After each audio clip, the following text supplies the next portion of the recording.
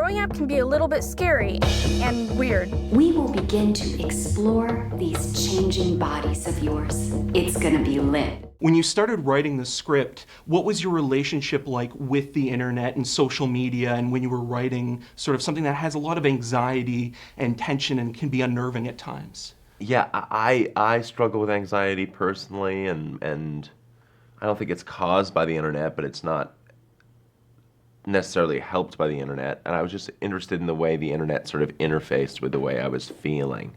So yeah, I have a very personal relationship with the internet. I can't really, like, the reason I'm dancing around it is because, like, if I had a good answer for Right. what I was feeling, I would have written an essay, but I only had an indescribable feeling, you know. What was it like writing something that was from the point of view of a 13-year-old girl and sort of, trying to find empathy and also anxiety within that storyline?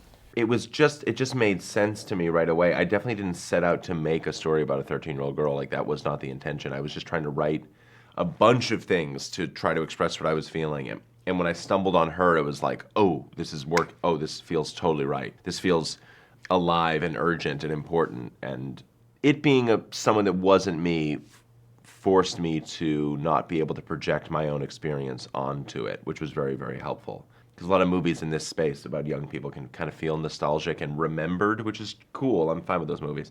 But I didn't want to make that because nostalgia and memory are sort of distanced things, and anxiety, you wish you could have that distance of Right. looking back on it. This movie wanted to feel like you're looking out from within her experience, not back on an experience. Well, it feels very much in the moment, but was there ever any time when you were making the movie that you'd feel that, it would be too self-referential or not self-referential enough in terms of what's going on now and sort of, the internet and how it keeps updating and making sort of jokes about itself? Yeah, we didn't worry too much about it. Our thought was just like, let's freeze the moment in time that we have, make a little like time capsule of the moment, and then not really worry if it ages poorly. I think people are so phobic of portraying the internet in the current culture because they worry it's going to be dated, but like, everything's dated. You look at any movie and they're listening to vinyl records or in a car that's from 10 years ago and it's dated. So like, it's not like the plot is hanging on the fact that she's on Instagram 8.5. Right. It's just that's what she happens to be looking to for validation and connection.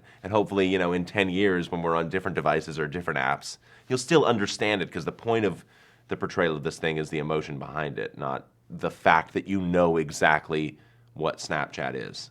Elsie Fisher is amazing in this movie. Now, I heard, and please correct me if I'm wrong, that you didn't show her the full script until after she got the part? Yeah, she read it once. Yeah, I let her read it once. What was the idea behind that? Just, I didn't want it to be overcooked and over-rehearsed and her to get in her own head about it. I mean, she was already really right for it.